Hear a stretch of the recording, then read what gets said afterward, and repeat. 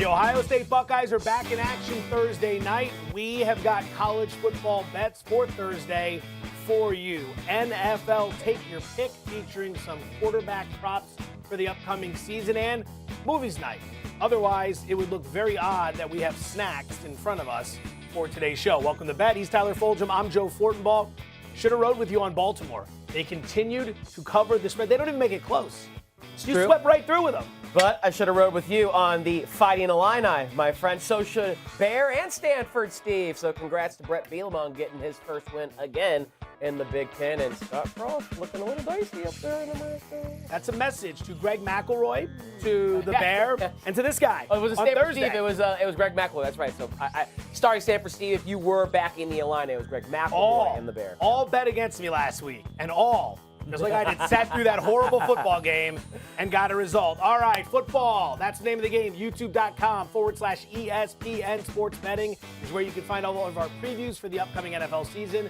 More goodies to roll out throughout as we get set to turn our attention to college. I should say Major League Baseball playoffs as well. Monday means it's time for a little reaction or no action. 3 big topics where if you're going to agree with the sentiment at hand, you're reacting. If you're disagreeing, it is no action. So we begin with this. Reaction or no action number 1. The winner of this year's World Series will be a team that currently occupies a wild card spot. Those teams being the Yankees, Red Sox, Dodgers, and Reds. No action.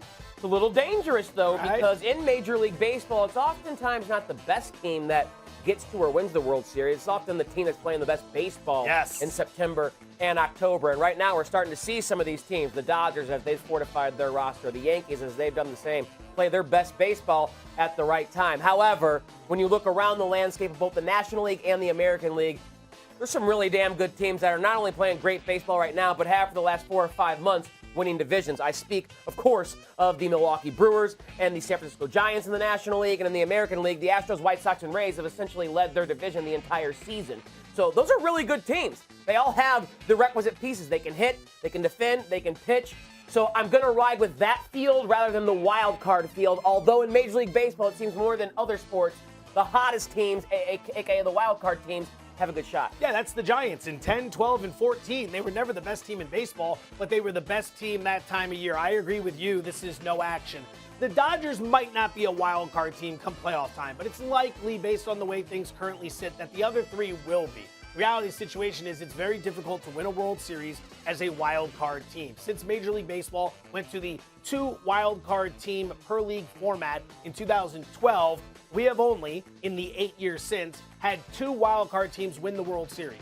The aforementioned Giants in 2014 and the Washington Nationals in 2019. Otherwise, it's been teams that are not playing through the wild card. If you get stuck there, it's 1 game.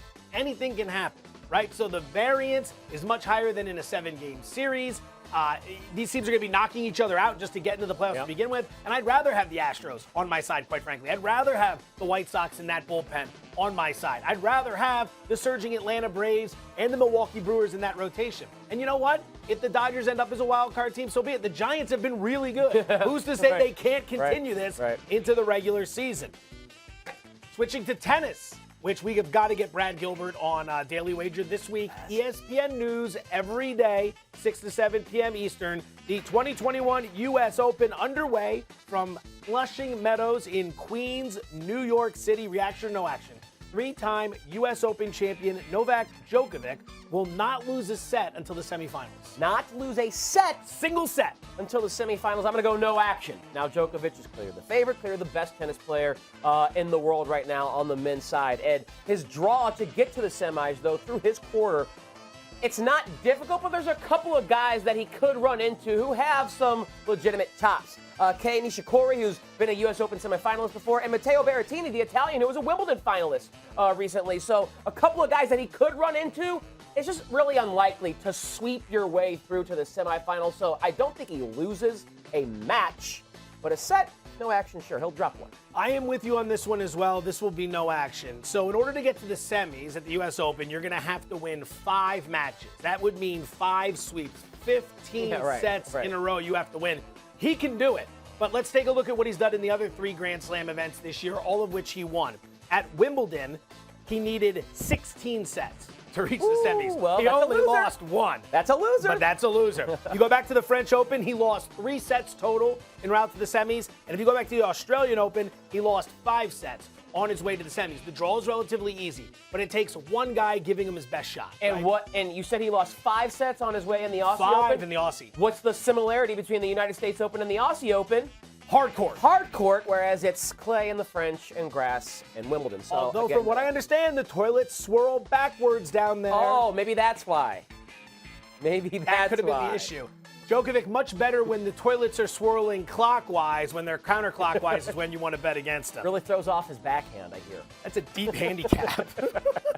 All right, the 2021 NFL preseason has come to a close with 8 teams failing to win a single game. Reaction or no action? One of those 8 winless teams will go on to win their respective division. Yeah, reaction here. I think at least one, and I put them in the order of most likely to be the division winner. It starts with the Green Bay Packers. The Green Bay Packers winless in the preseason. Who cares? They have Aaron Rodgers back. Exactly. And they are now the prohibitive favorite with Rodgers pulling the trigger in that NFC North division. My LA Rams also went winless. Again, not a big deal. Sean McVay doesn't care about the preseason. Not at all. He rests all of his important pieces, and no roster is more top-heavy with star talent that impacts winning in the regular season maybe than any team in the NFL or in the Rams. The Cowboys could, I think, win the NFC East, though I picked the Washington football team. The Cowboys could do it. And then if something happens to the Packers, the Vikings went winless. I think they're the second-best team in that division. So if, again, Rodgers gets hurt or something like that, or all hell breaks loose in Green Bay, I can see the Vikings, a winless team in this postseason, coming and winning. But at least one will do so. Yeah, complete agreement there as well. So this is a reaction for me, and it's for all the same reasons. I like the Rams to win the NFC this year at 6-1. Second best odds between Tom Brady and the Tampa Bay Buccaneers. Maybe they don't do it, but I think they have a great shot of winning the NFC West. Obviously, Aaron Rodgers and the Green Bay Packers, the only team in... Excuse me, I was eating some popcorn before the show started. Huge mistake there. Kernel stuck in the throat. Not professional. I got a bear claw. But lodged in this region, right here. But the Chicago Bears were the only team that didn't go winless in the North. Right. So obviously we have a route there. Washington was the only team that didn't go winless in the East. So while you don't necessarily want the Giants, the Eagles, and the Cowboys, you get them if Washington falters. Plenty of reason to believe at least one of those winless teams should go on to win one of their respective divisions. Speaking of the NFL, take your pick.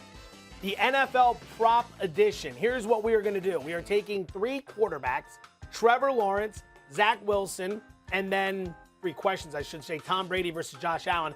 We're going to lay out 2 props for you. Only 2 options. You have to choose which is the better of the 2. Are you ready? I am ready. Technology will be implemented for this segment. I can handle it. Take your pick, number 1. We'll see about that. Jacksonville quarterback Trevor Lawrence. You can either go over 24.5 passing touchdowns or over 300.5 rushing yards. I will go over the rushing yards. I think his legs are more valuable for an over in this particular take your pick. Lawrence, looked great this preseason, especially that last game he played against the Dallas Cowboys, slinging that thing. And there are some weapons there.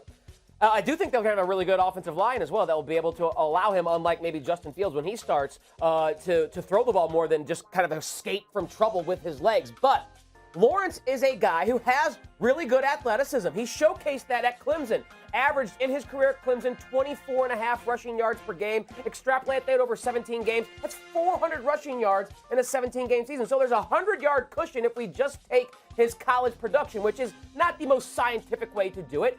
But Urban Meyer is also a guy who has always traditionally leaned more run-heavy than pass-heavy. And he will have some design runs in there for Trevor Lawrence to showcase and utilize his legs as a weapon. So I would rather go over 300.5 rushing yards than 24.5 passing touchdowns in case he struggles a little bit when defenses really start to get complex in the regular season. Completely agree with you on this one. For some reasons the same, some reasons different. Let's start with this. If there is an injury to Trevor Lawrence, it is going to impact the passing touchdown prop much more likely than it impacts the rushing yardage prop. I'm a little weary on the Jacksonville offensive line this season. 7th most sacks allowed last year. I believe they were tied at 44 sacks allowed. And if Lawrence is running for his life, it could be an issue, which leads me to the fact that if he is running for his life, more likely to tuck it and run if he doesn't like what he sees, get down the field, get what you can get. 16 quarterbacks last year hit this touchdown mark, including rookie Justin Herbert.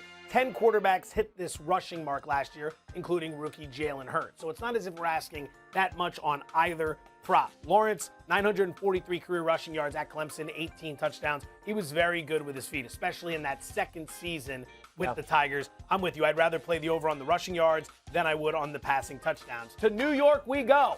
Rookie phenom Zach Wilson. Looks like he's 14 years old there, but don't let that dissuade you from the following. You can either go over 21.5 passing touchdowns or over 3,750.5 passing yards.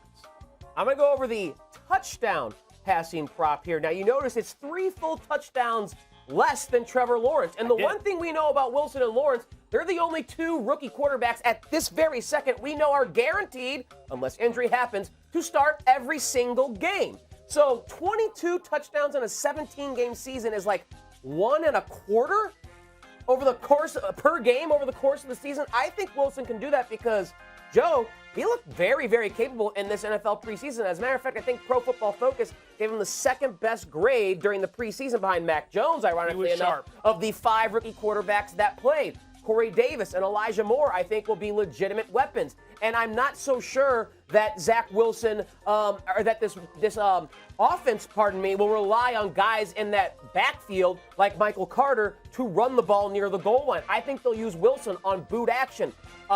Mike LaFleur, Matt LaFleur's brother, and Robert Saleh. I think they're both really good coaches. LaFleur having that offensive input as the OC now, coming from San Francisco with Saleh. I'm actually quite bullish on the Jets and Wilson specifically. This offense, I don't think they're going to win 7, 8, 9, 10 games. Easy. But I think this offense is going to look better than it has in New York in 5, 6, 7, 8 years. You watch too much preseason football. Take it easy, man. Take it easy, man. All right. First time today, we're finally going to have a little bit of a disagreement. Not because I don't like your prop. I just like this one better. I think both of these could end up hitting the yardage for one key reason. I think the Jets are going to be trailing in a lot of football games this year. No disrespect to New York. You're a rebuilding project. It's going to take time. But this is good news when you're talking about fantasy or props of this nature, because if you're throwing late in games on a consistent basis, you have the opportunity in blowout losses to go against these prevent defenses that are going to let you pick up 80 yards on a drive at the end of the game and give you some very solid numbers. I always think back to John Kitna in Detroit the one year. He was throwing the ball all over the place when they were 0-16 because ultimately everyone was playing prevent defense. You need about 220.6 yards per game over a 17-game season to hit this mark. 24 quarterbacks did this last year, including Nick Mullins, Drew Lock, who got benched for Teddy Bridgewater, and Justin Herbert, a rookie. So this is highly attainable. But I do think there's going to be a lot of free yards via the teams they play because of prevent defenses late in games. Yeah, and I do think if he throws for 22 touchdowns, I think 3,751 yards almost has to come with that for Zach Wilson. So I'll split the difference. I think both are pretty good plays because, again, I'm bullish on Wilson after what I saw in this preseason with that Jets offense. They look pretty good. Take your pick. Final one. Who would you rather bet to win this year's MVP award? Tom Brady at 12-1 or Josh Allen of the Buffalo Bills at 12-1? Also, how are we going to do Josh Allen like this? Brady looks great. Yeah, Brady's head looks so big, and Allen looks so tiny. Diminutive. I'm team Josh Allen here. Huge reason why. Let's just assume that the Bills and Buccaneers are both as good as we think they're supposed to be. Okay. You know, top 1, top 2 seeds. The difference between Josh Allen and Tom Brady is the built-in massive advantage Allen has with his legs. Brady's not going to run for 6, 7, 8 touchdowns and 6, 7, 800 yards.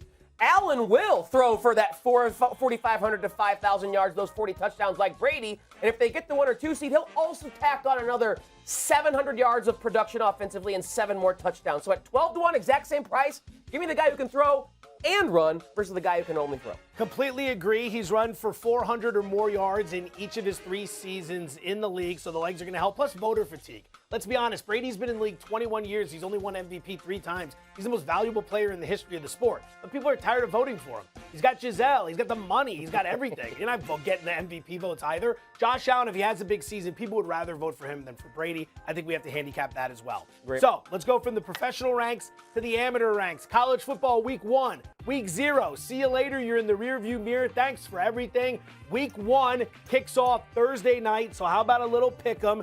2 games we're going to focus on right now, starting with the Smurf Turf in Boise, Idaho. The UCF Knights laying 5 Total of 68.5 at Boise State. What do you got? Well, I'm going to spin it back to you, my friend, because I don't believe I deserve to lead this segment off after I basically went 0 for 2 this weekand in my college football bets. Shame on you, New Mexico State, and shame on you, Scott Frost. You dominated this week. So the tee box is yours after, eagling that par 5 right there on the weekend. Nice drive down the middle, piped it to 6 feet, and then made that putt. So I'll let you lead it off with Boise State and UCF, and I'm just going to tell you, I'm tailing whatever he's doing this week.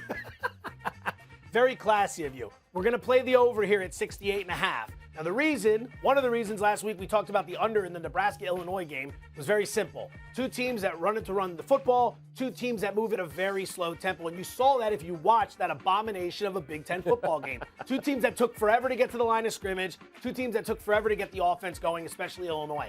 This game will not be that. Both these teams want to move. UCF is one of the fastest in the country. Boise State's going to want to move as well. 42 points per game last season for this UCF football team. They can score. Quarterback Dylan Gabriel's back, 23 games under his belt. They're going to come to Boise. They're going to put points on the board. When you're betting this game, though, one thing you got to keep in mind. Both teams have new head coaches. Gus Malzahn fired at Auburn. He's taken over at Central Florida. And Andy Avalos has come over from Oregon to take over at Boise. So keep that in mind with your handicaps, but I do like fast-paced, lots of scoring here. And I initially was going to go under just because this is one of the highest totals in week 1, 68.5. I think we said it's the third highest total on the board. But who wants to bet unders in college football specifically? That is always dangerous. And then I saw on our show notes that Joe was taking the over. And after last week, I just got to tail my boy here. So for all the reasons that he listed, I too will go over 68.5. And you mentioned Malzahn now being at UCF.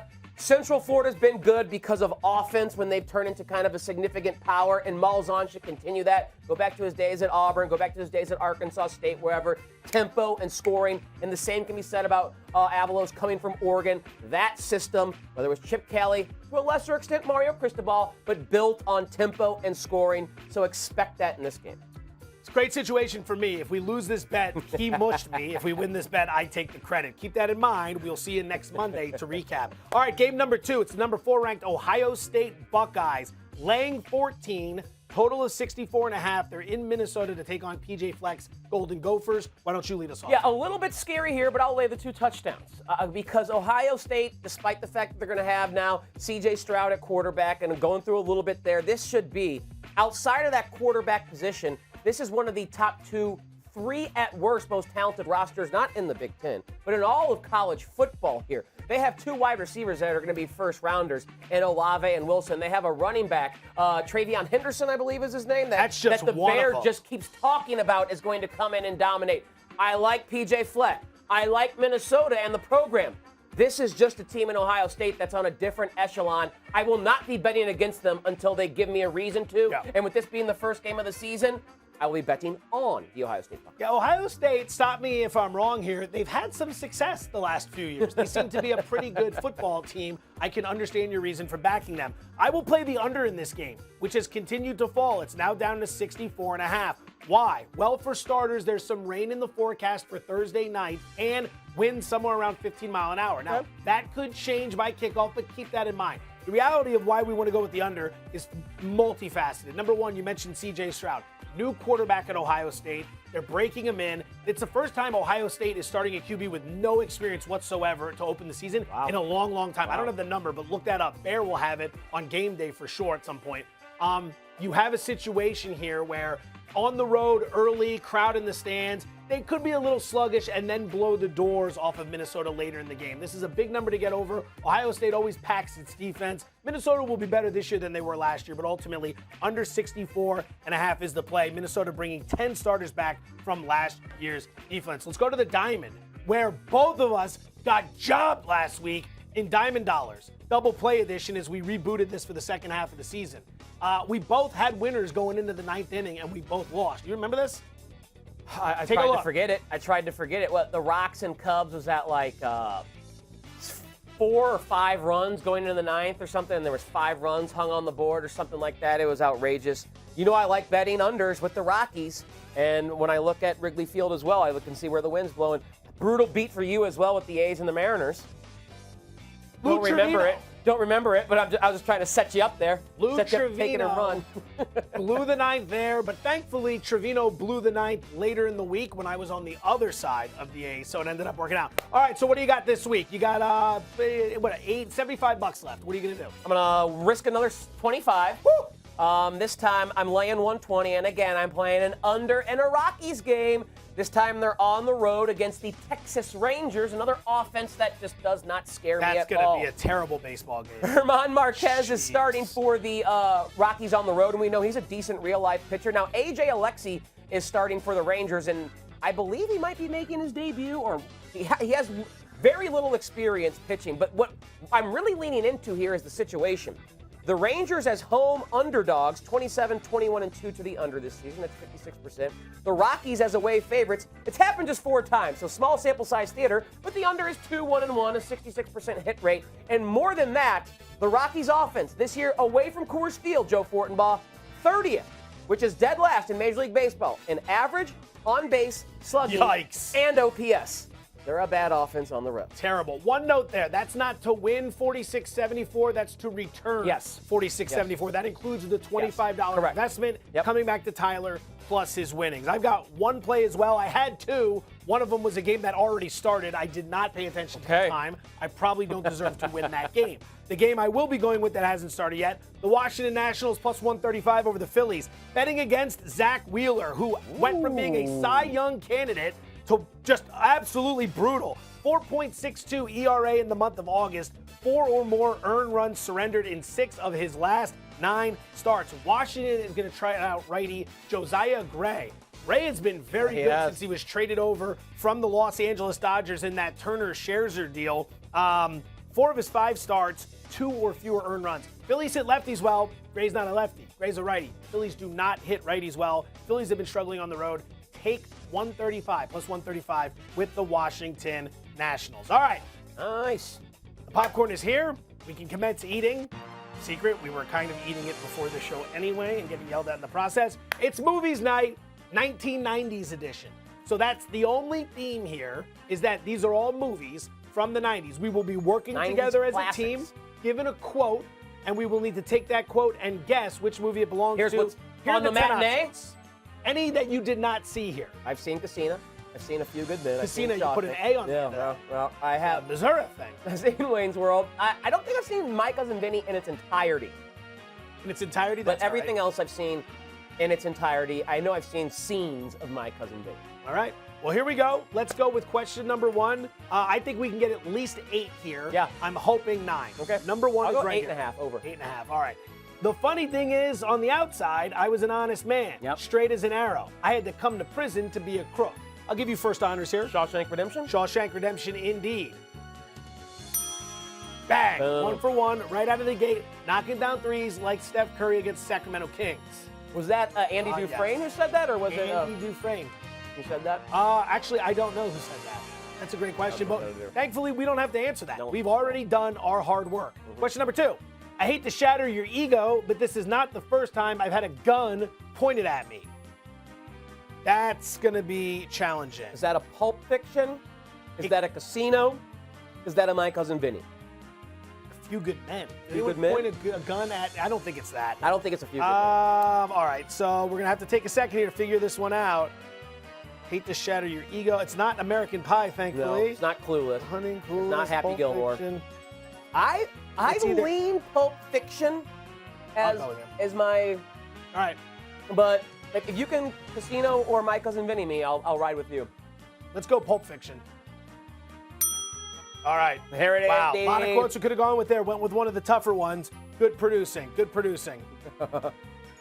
Yeah. And to be honest, there were a lot of options that you probably can't do on this Disney TV show. Right. Ooh, especially the scene we just watched. We all know what happened right after that. All right, 2 down, 2 in the book. Green jacket, gold jacket. Who gives a now crap? See, this has been edited. That's not the exact line. That's the made-for-TV version, because the last 4-letter word is not what you see on your screen there, but that is very clearly Happy Gilmore. Happy Gilmore, indeed.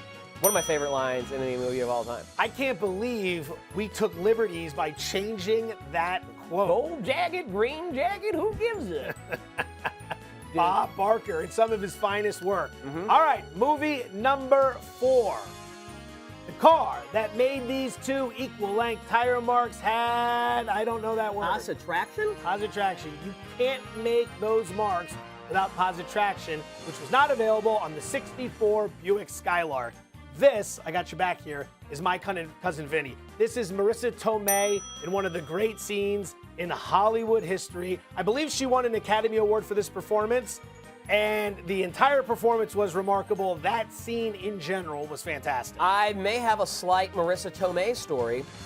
I went to New York the one time and just went to this small little bar, and it like had five chairs in it. And Marissa Tomei walked in this stunning red, like velour jumpsuit, and it was like 12:30 at night. Just knew the bartender, walked up and said hi, got a drink with some friends, then walked out. I was like, that's Marissa Tomei. Much better than your Bobby Flay story, where Bobby Flay just crapped all over this guy, crab cake style. All right, 4 for 4. Let's keep it moving. Red hot right now. That was definitely Marissa Tomei. Now that I look at it. For guys like me, Las Vegas washes away your sins. It's like a morality car wash. Well, which of these dealt with Las Vegas outside a casino? I'd have to say it's casino. Casino. I was going to say, if we got that. Got him. Oh, Joe Pesci, fantastic in this movie. Sam Ace Rothstein. The name of the casino that this took place in. It's a fake casino, but if you remember it, bonus points. The Tangiers. The Tangiers Casino. I got nothing, Scat. That's all right. You're red hot right now. 5 for 5. And the Marissa Tomei story, which was delightful. Well, I got her number. How do you like them apples? Them apples is the dead giveaway there. It's by the way, I just watched Step Brothers the other day, and the relevant to this story. Well, the scene where Dale is visiting the shrink, and he basically tells the shrink that he is Matt Damon from Good Will Hunting. He's like, I work at a school and I solve math problems on a board. My best friend's Ben Affleck, and the shrink is like, are you giving me the script from Good Will Hunting? He's like, no. Step Brothers, great movie by the way. Not Step Brothers. The answer's not Step Brothers. Good Will Hunting. Good Will Hunting. In that movie, if you wanted to go with another quote, retainer, sending Ben Affleck on the interview, fantastic. Robin Williams, rest in peace, some of his finest work. All right, keep it moving. Number 8. Number 7. Number 7. We got 4 to go here. I eat breakfast 300 yards from 4,000 Cubans who are trained to kill me. So don't think for 1 second that you can come down here, flash a badge, and make me nervous. This is very clearly Wayne's World. It's not Wayne's World. It's A Few Good Men, Jack Nicholson. You can't handle the truth. You want me on that wall. You need me on that wall. It's a fantastic movie. Start to finish. Every single person in this movie is terrific. Demi Moore was fantastic. Tom Cruise naturally. Didn't even require him to fly out of a helicopter in order to put on a great performance. 3 to go. We are red hot. We only need 2 more. Well, we should have 3 more. I've got some scotch, aged 18 years, the way I like it. Oh, yeah. Okay, so I didn't realize it at first until I looked down. That is Stifler's mom at the end of American Pie. Good. Stifler's mom. I was thrown through a little bit of a loop there. American Pie. Jim, I'd like to talk about that is American Pie 2 right there, isn't it? That I couldn't tell you the scene. Yeah, it's the scene where he's up in the room and he's using the super glue. Yeah, okay. All right, 2 to go. All right, we have Wayne's World and Clueless left, right? The Clueless quote should be 15 minutes. Actually, it's pronounced Milwaukee, which is Algonquin for the good land. What rock and roll Hall of Famer is Wayne talking to there? Alice Cooper. Alice Cooper, that is correct. Alice Cooper. Does this guy know how to party or what? Yes, it is, Pete. All right, 1 left, and I think I know the answer. Let's see what the line is going to be on this one. Searching for a boy in high school is as useless as searching for me. Hey, leave Paulie out of this. Shore movie. Clueless would be your answer. By the way, you take a look at Paul Rudd in that movie, it's the same guy. Looks the same. I mean, look at Alicia Silverstone back in the day. Alicia Silverstone, her friend Dee. Yeah. She ended up Stacey Dash. Stacey and Dash. then the late Brittany Murphy. Yeah. A lot of great individuals in that movie. And, of course, Paul Rudd. And Paul Rudd. Who still looks the same. It is unbelievable what he has done in order to maintain that. Look at us, 10 for 10. That pretty much means we've used up all our mojo. Don't follow any of those bets we just made on any of the sports you just listened to. Just kidding. This show's red hot right now. He's Tyler Fulgham. I'm Joe Fornball. Thanks for checking us out. ESPN News tonight and the rest of the week for Daily Wager, 6 p.m. Eastern. Thank you for watching.